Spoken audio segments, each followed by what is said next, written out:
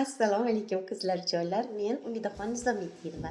30 yillik onkoginekolog oliy toifaga ega bo'lgan.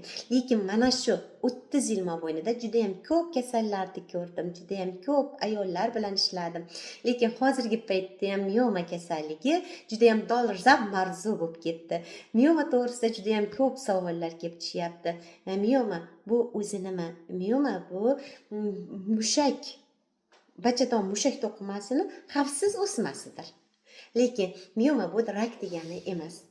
Lekin mioma to'g'risida ayollarda turli tuman fikrlar ko'payib ketgan. Bu narsadan hech qachon ilho bo'lmanglar. Miomadan qo'rqish emas, unga to'g'ri taktika belgilash kerak deganidir.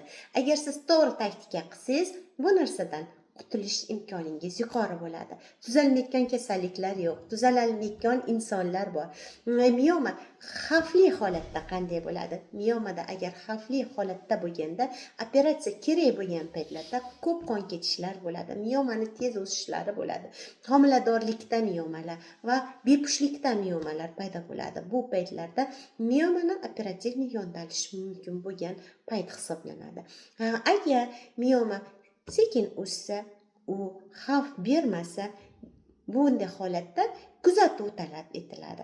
Kuzatish davomida siz joylardagi ginekologlaringiz, onkoginekologlaringiz yordamida uni kuzatib, taktika tayyorlashingiz mumkin bo'ladi. Agar sizga bizni qilayotgan ishlarimiz yoqsa, adminga Telegram gruppamizga o'ting, adminga murojaat qiling va albatta har biringizga yordam beramiz. Sizlarga yordamim tegsa, beg'oyatda minnatdorman.